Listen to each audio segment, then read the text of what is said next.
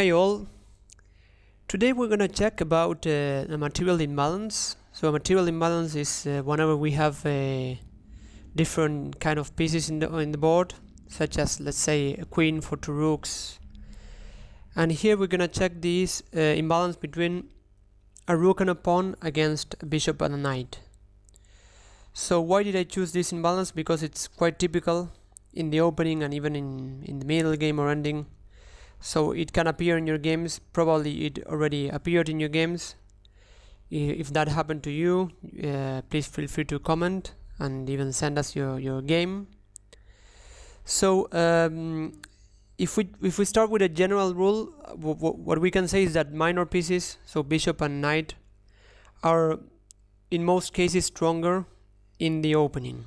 Okay, and we're gonna check a specific open to start with, which is the Ruy Lopez, where white plays e4, e5, knight f3, knight c6, bishop b5, a6, bishop a4, knight f6, castles, bishop b7, rook e1, b5, bishop b3. So we're just checking mainline theory. d6, c3, planning the move d4, castles, h3, and here black has a lot of moves here, and one move is bishop b7, which is very popular. Another one is knight a5 to play c5, which is the Chigurin variation. Bishop b7 is the side step variation. d4, and here black can play the move rook to e8. So he plans to go bishop f8, defending e5 with the rook and even putting pressure on e4. And here if white plays the move knight to g5, attacking f7 with the knight and bishop. So here black can play back the move rook to f8. And this move rook to e8 is not bad because essentially because of this material imbalance. Because here white best move is to go back with the knight. So if we check the alternatives, so first if you place f4, black can take, and after bishop takes f4, he has this kind of forced sequence, knight to a5, and white retreats because white wants to keep this Ruy Lopez bishop, and here black has the strong knight to d5, so just attacking here and here. And if the knight is taken, then after bishop g5, then if white plays even an aggressive move like queen h5, h6, then black is perfectly fine, just attacking this pawn, and black is very developed. So that's why after rook f8, knight f3, and then black can repeat moves.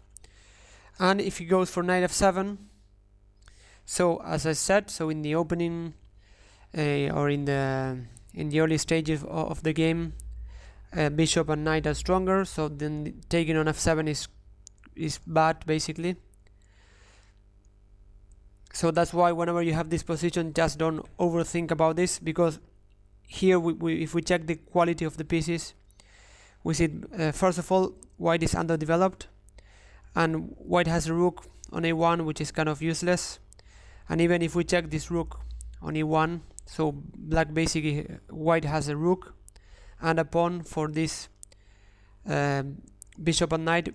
We see that black's knight is active, just attacking the center, and this bishop is also very strong, or can be very strong after this knight retreats. This bishop is very active on diagonal, so black is even slightly better here, so that's why this exchange is bad. So this is a game between Horvath and Lugovoy, played in 2002, and here white played the interesting f3, just with a double attack, and so black has to do something. Knight e3, attacking the rook, and after taking on e4, taking on d1, rook e4, we have this material imbalance of white having two minor pieces and a pawn. If we count, let's say we count this pawn, sorry, two minor pieces, and black has a rook and an extra pawn. This is a good example because the extra pawn here for black doesn't look strong. First of all, he doesn't have something like a passed pawn. Secondly, if we check the minor pieces, this bishop is just extremely strong. This knight is on the rim, but it can jump quickly into the game. Also, this position is not very open, so that's why the rooks are not going to be normally very active. But on the other hand, black can try to get this e file. So this position is slightly better for white. So this balance is on white's favor, and white play very accurately here. Knight to f5, actively attacking the pawns. And after rook e2, bishop g7. And here black made a bad move, the move h5. So black here had to be active and exploit the open file that he had. And after rook c8, bishop takes, and rook c2, we see that black gave a pawn, but he's already getting active. So and this position is pretty balanced, very complex. But after h5, bishop h6, white is consolidating, and king h7, bishop f4, king g6, and knight d4. We can see that the two minor pieces are very well placed. The knight is centralized, it is attacking a pawn. The open file is pretty controlled. And also this c5 pawn is potentially very dangerous. After taking on c6, this c5 pawn can be very, very quick. And black's extra pawn is blocked. So that's why this position is pretty winning for white. So we can check a few moves later, but h4 is a good move by black. Black is defending. So when you defend, you want to exchange pawns. But still, and here white made a very interesting move, which is rook to g3, because in this case, exchanging a pair of rooks will leave black with a passive rook on c8, just defending this pawn. So white managed to win the game. So we see that this position, he even won the pawn on c6 and the game later on.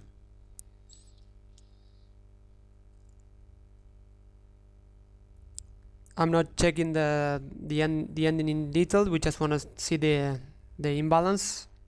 But here we see that white has a lot of pawns, and after king e1, just white is winning. Black doesn't have any checkmate, so black resigned. This is a position between Petrossian and Antal, played in 1964. It is black to play. And we see that in this position, white is trying to claim an advantage, normally because he has already the centralized rooks. He has very active pieces. There's a pin on this knight that might be annoying. And here Tal found a very tactical solution, very interesting, which is the move knight takes e3. And here Petrossian played the, I would say, accurate move, bishop takes b7. And the point is that after f takes, bishop takes, king f1, bishop takes, rook takes, bishop takes, g takes, and rook ac8, we see that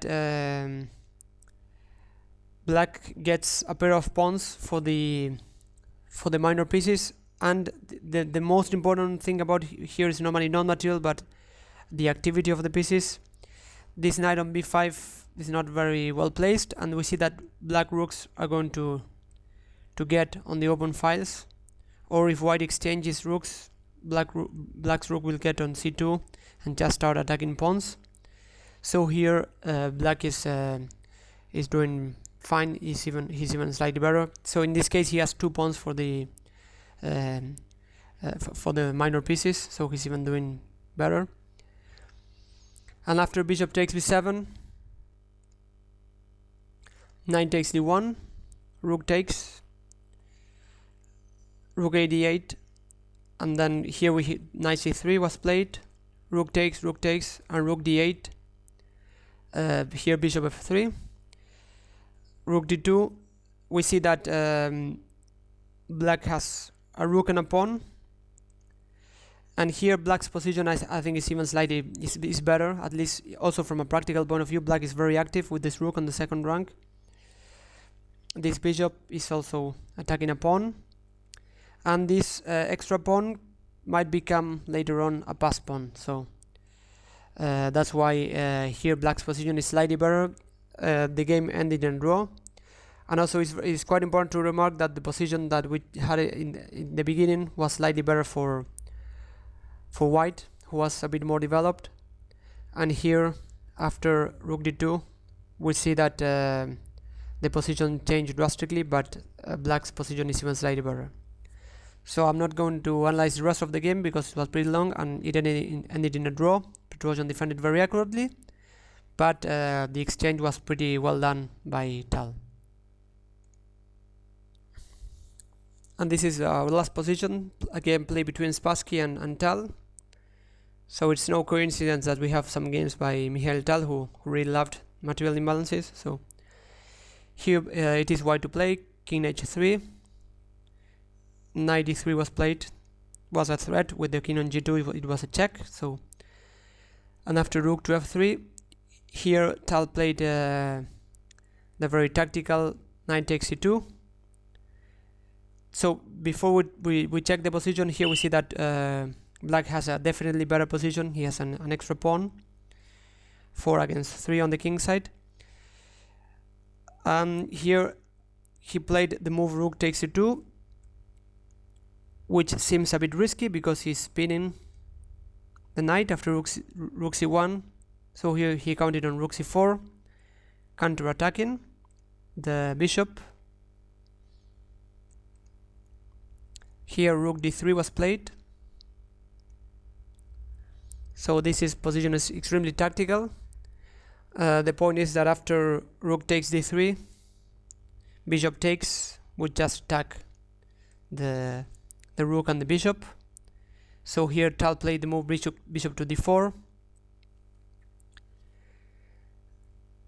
So which seems to be defending everything, just not exchanging rooks and keeping the knight on c2. But here Spassky played the move rook takes c2, and after rook takes c2, rook takes d2, ed, bishop takes. So before we check this line, I want to mention that here after bishop d4 there was an alternative, which is to play knight takes d4. And after rook takes, bishop takes, rook c2 was a Tal's resource, planning to play b3. But here after rook b1, rook takes c2, rook b4, we get this ending, rook a2, rook b6 with a double attack. Rook a5, rook f6. So we get this ending where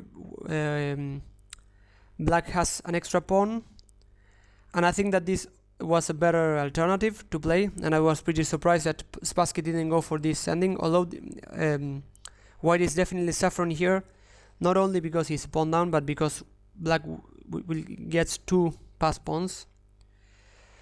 But still, you know, as you probably know, in rook endings there's a lot of drawing chances, whereas in the game continuation after rook takes c2, rook takes c2, rook takes c4, ed, bishop takes. So here black gets 2 pawns for the minor pieces, but there are 2 pass pawns, and we see that this rook is just extremely active. And we see that the minor pieces, as we see, as we mentioned, that in the opening they are very strong. In the ending, they tend to be very weak, especially knights who just cannot switch from one flank to the other. So here black won very easily after d3, bishop d1, rook d5, king g5, rook e5, king f4. And here I would like to ask you to pause the video and find a very artistic move played by Tal. So first of all, black position is much better here, but here it was pretty elegant the way Tal finished the game with rook to e2, attacking the pawn, and after the move h4 came the move h5, and here we have this position where basically white is in zugzwang with just a lot of pieces on the board. After knight c5 was played, one of the points was that after king to f3, rook e1 will trap the bishop, because now the bishop will not have the square. And after knight c5, rook to e1, after any move by the bishop, d2 will just cost white material. By the way, I didn't mention something, that after rook e2, bishop e2, de, this pawn cannot be stopped. So just to summarize the main points, so materially speaking, rook and a pawn are normally close to a bishop and knight, but on the other hand, this depends a lot on the stage of the game. So in the opening, the bishop and knight normally can be almost always are stronger. So if we go to the beginning of the to the starting position, one of the main ideas is that the rook normally is not developed because it's very hard to develop it in the opening, whereas the bishop and the knight, they can get into the game very quickly. So just move a pawn, and even the knight doesn't need a pawn, so that's why the bishop and knight are normally way stronger in the opening. But as long as we get to the ending, we see that there are less pawns on the board, and the rook normally gets more open files. So that's why the rook and the pawn, they tend to get stronger in the ending. Also the pawn, they get stronger because if they can advance, to the 8th ranks, they can be promoted. So that's why the rook and a pawn, they gain value as the game progresses. So I hope that you can use these ideas in your future games, and I'll talk to you next time. Bye bye.